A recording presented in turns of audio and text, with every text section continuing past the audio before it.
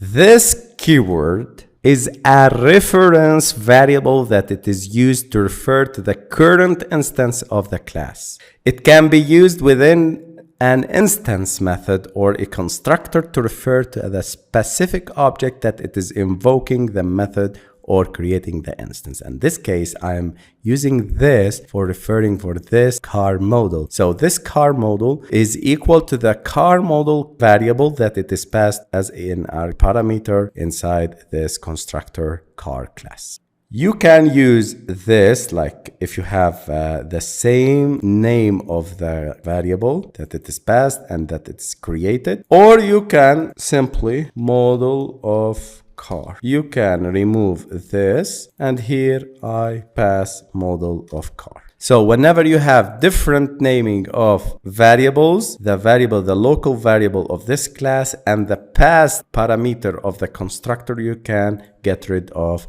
this keyword. Let's continue with the car class, and I'll create a void hunk method, and this method will print as a message beep beep as a hunk. So in this example, the vehicle class is the parent class or base class, and the car class is the child class that extends the vehicle class. The vehicle class has a property called number of wheels and two methods, start and stop methods.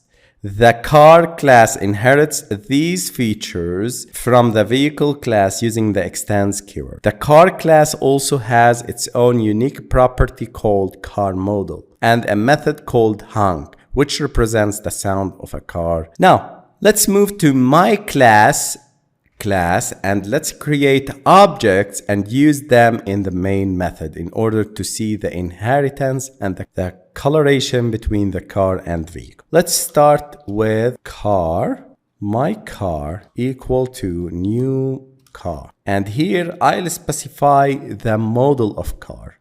The model of car 300, which is the Mercedes. Now, if I call the methods in this object and see the properties that I can access, I can see that it is car. It has the car model absolutely because it's the car itself, the car class itself. Number of wheels is the property that it is inherited from the vehicle. Hunk is the method that it is specific for the car class. Start and stop are the methods that are inherited from the V. And you can see that the methods or the local methods of the car class and the local variables and local properties of the method are in bold. So you can see car model and hunk are the property and the methods that are included in the car class, while the number of wheels, start and stop are the methods and the properties that are inherited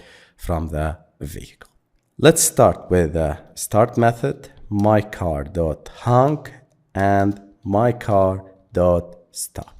Let's run this program, and here we go. You can see the vehicle starts, that it is inherited from the vehicle class.